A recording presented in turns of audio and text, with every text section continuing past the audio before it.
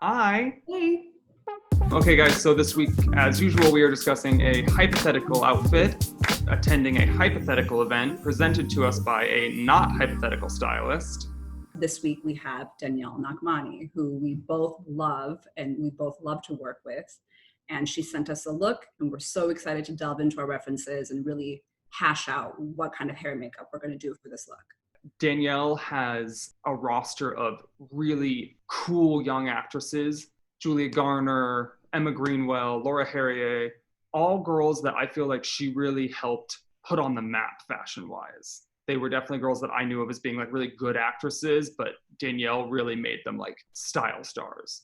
Danielle and I have worked together for probably 4 years, and we share our clients together. And I've always admired her sharp attention to detail, and everything is purposely put there, but in such a subtle way that really is impactful. And she has this way of styling that feels very expensive and chic, but really effortless and never overdone. So Danielle sent us a note that said, "Right now I feel more inspired than ever to pick a look for a moment that feels very New York. I see this gown at a New York premiere at the Paris Theater with a late night martini at Bemelman's to celebrate. Loewe is a designer I go to often for my clients. Jonathan's designs are always cool and timeless. I'm an advocate of a quiet statement on the carpet, and I love the metal detail on the shoulders of this gown. I chose this satin box purse that is vintage Loewe as homage to the brand's heritage. It is important to me that when I send my clients on the carpet, there is a thoughtful detail that feels educated and purposeful. I would keep the jewelry minimal and a bit higher up on the ear, as to not compete with the dress detail. I think for a red carpet, the heel would have to be higher than the one shown on the runway, and the black Manolo Blahnik BB satin pump is always a classic. What were your first impressions? You go first, Nina." I really love the contrasting textures on the black, where one's very shiny and the other part is matte. I feel like it added such an interesting element to a one-tone black dress. I went and found some video of the runway show to watch the skirt move. There's this kind of like structural, obtuse shape behind the back of the skirt that made it really modern and interesting. It's not a sexy length skirt. It's definitely like conservative. So it's not something you could pull off if you weren't like cool and like really owning it. Yeah. Let's talk about hair and makeup. So let's see it. You go first, Nina. Send it to you. Yeah, totally. So as you see, there's a lot of Winona. I feel like early 90s Winona hit it on the head for me because she wore black on the carpet so well. It was always black, but with these like accessories, or maybe it's like a lip or something with like a gel texture hair. There was always something so interesting about it, but always looked so like effortless, like she was forced to be at that event, but still looking fabulous at the same time. Danielle told us that this was a fall premiere, so immediately I kind of wanted to do a lip, but I felt like red was a little too obvious. So I was thinking that this tawny sort of satin finish lipstick could be interesting, and something about that color with the metal details, I feel like it would just be beautiful together. So this is a makeup I did on Daisy Ridley last fall. It kind of has a similar feeling and vibe of what I'm talking about. I loved that look. It was so beautiful. Thank you. I loved it too. So with this lip, I would probably line and fill the lips with like a russet colored lip liner, and then use like a reddish brown lipstick, blurring out the hard edges and really giving it more of that lived-in feel. Now I'm going to show you my second direction that I was thinking of.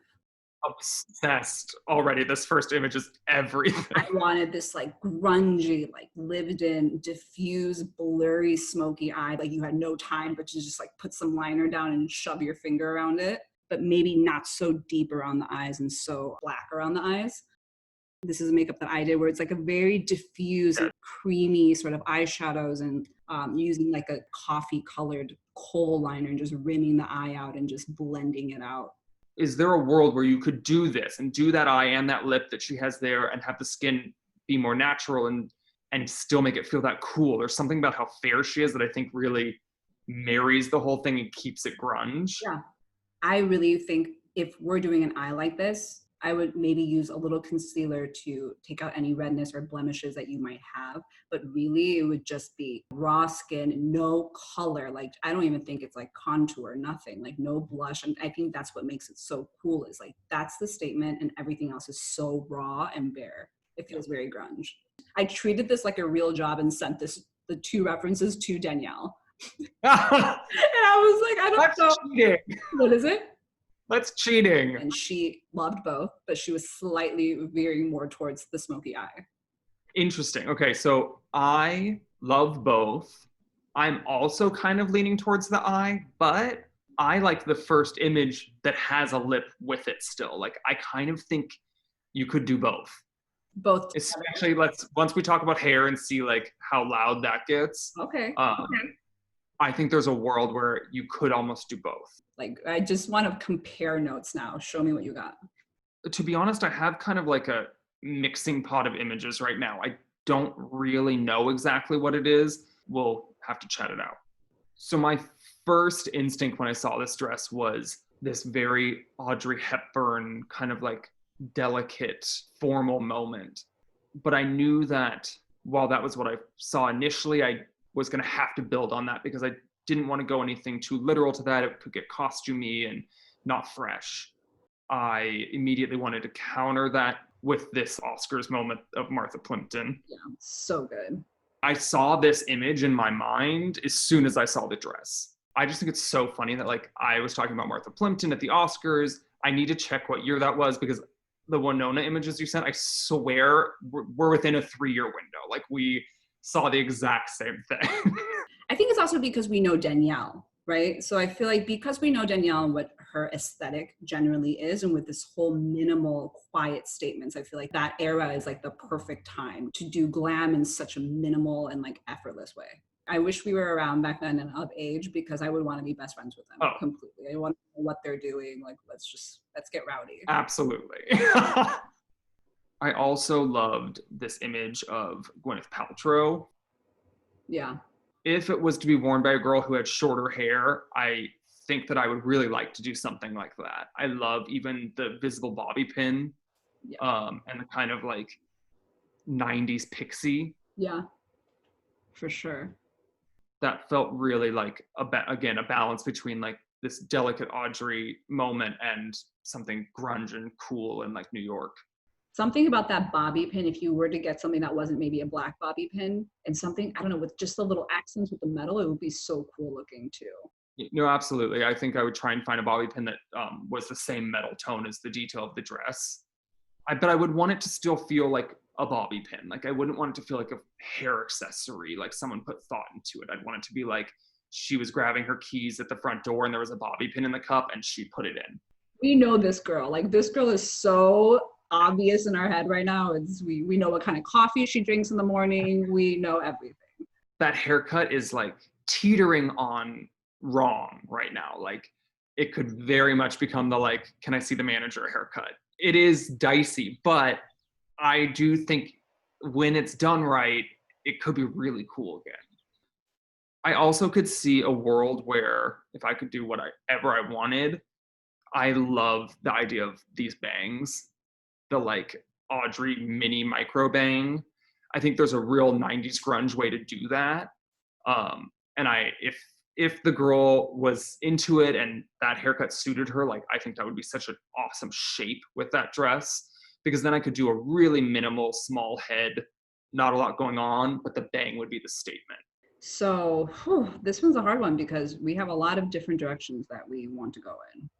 I think if I did that bang, it'd be better if you did a lip, no? 100%, just with like the closeness of a dark smoky eye where the bang would hit, it would definitely have to be something here. If it was just a smoky eye, no lip, what kind of hair from the references that you sent me do you think would work best with something like that? I like that Gwyneth reference. I like that, like, it feels choppy, PC, just threw in a pin to get it out of your face, and then the eye makeup is where she put her effort in. Yeah. If you went for the eye and the lip, I think it would be that Martha Plimpton image of just greased back, slicked back, but like some texture to it so it's not nothing.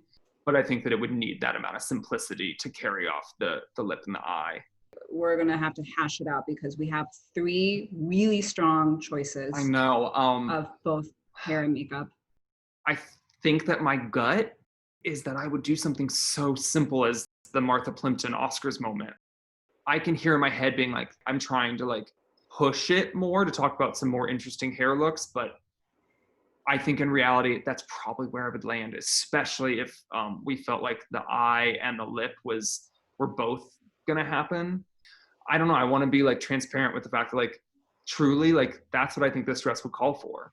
Yeah. And that's really part of what we do is like I think about that all the time. I get so insecure about like people think I'm so boring. Like I did like natural texture 3 times this week and like slicked the girl's head back super simple twice. Like that is something that's an insecurity of mine. But I also at the end of the day, I have to go with what my gut is telling me, and that's where it leads me most of the time. That's just my aesthetic. It's how I approach things, and like I have to own that. Yeah. I also feel your insecurities too, because I feel like a lot of people think that I only do natural makeup, or like it's my favorite thing to do because I don't ever really like to put on so much if I don't have to. I really want to showcase and feature their skin, and I want them to feel their best while also looking like themselves.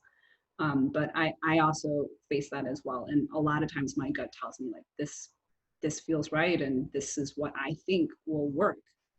You have to give yourself more credit because even remember the Gigi when you gave her that faux haircut where everyone believed that she chopped all her hair off, or even the time that you and I worked with Madeline Brewer where we went crazy. Like we did like that pastel blue and you did like a very set hair.